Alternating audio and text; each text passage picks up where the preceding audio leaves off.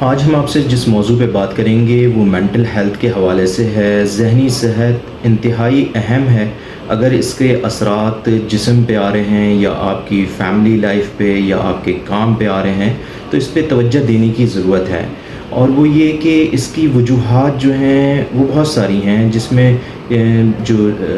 بے چینی والی کیفیت ہے، خوف ہے، ڈپریشن ہے، گھبراہٹ ہے، یا ایب نارمل تھاٹس ہیں، اس میں سوسائڈل تھاٹس بھی ہیں۔ اگر اس طرح کے خیالات آتے ہیں تو اس کی وجہ جینیٹک بھی ہو سکتی ہے، آپ کی بایولوجیکل وجہ ہو سکتی ہے، انوائرمنٹل ہو سکتی ہے، سائیکولوجیکل ہو سکتی ہے۔ تو اگر اس طرح کی علامات ہیں جس میں دل کی دھڑکن کا تیز ہونا، گھبراہٹ ہونا، ہاتھوں میں پسینہ آنا، یا جو ہے وہ ہاتھوں میں کپ کپی آنا، یا کسی کام میں دل نہیں لگنا، یا ہر وقت خوف کی کیفیت میں رہنا، یا اس طرح کے خوف ہوں کہ میری کوئی جاب چلی جائے گی، یا جو ہے وہ میں کسی ایگزام دے رہا ہوں تو اس میں فیل ہو جاؤں گا، یا مجھے جو گریڈز لینے ہیں یا میرا کسی جگہ پہ سلیکشن ہونا ہے وہ سلیکشن نہیں ہو پائے گا، اور اس خوف کے اندر مبتلا رہنا ہر وقت۔ تو اس پہ جو ہے ایک تو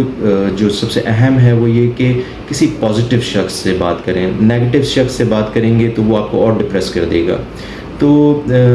دوسرا یہ کہ قرآن کریم کا ضرور سہارا لیں۔ قرآن کریم جو ہے وہ ایک آپ کے جسم میں ہیلنگ میکینزم کریٹ کرتا ہے، اور اس کو آپ کوشش کریں کہ اپنی زبان میں اس کا ترجمہ پڑھیں، اور اس سے آپ کو بعض دفعہ آپ نے دیکھا ہوگا کہ کوئی چیز کے کھو جانے کی وجہ سے آپ کو خوف ہوتا ہے یا دکھ ہوتا ہے، یا کسی کے ہاں کوئی انتقال ہو جائے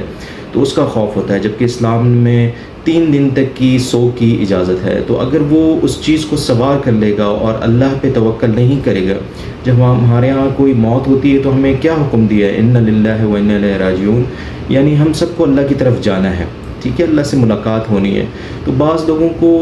کسی کو سیٹسفائی کرنے کی جو ہے وہ کوشش ہوتی ہے، وہ پیرنٹس ہو سکتے ہیں، یا بعض دفعہ آپ اپنے پڑوس کو یا اپنے رشتہ داروں کو اچھا ثابت کرنا چاہتے ہیں۔ تو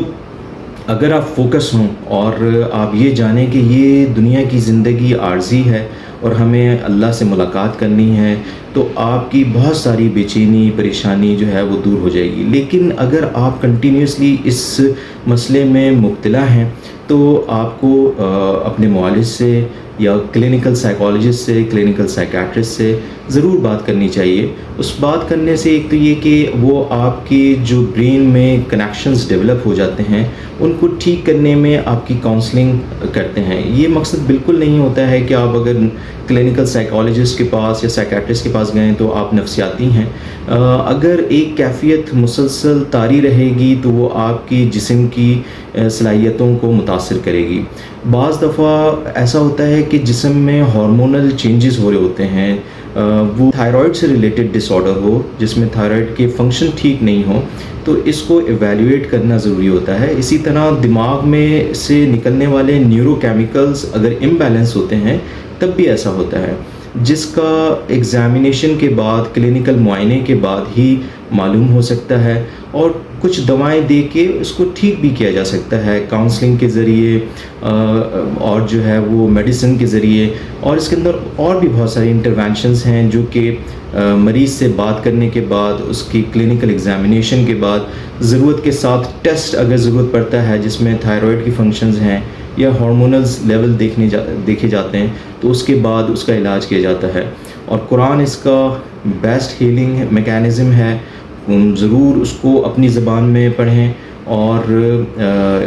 اپنی زندگی کے اوپر توجہ دیں، اپنی ذہنی صحت کے اوپر توجہ دیں، کیونکہ اس سے ریلیٹڈ اور دوسری بیماریوں میں انسان مبتلا ہو جاتا ہے۔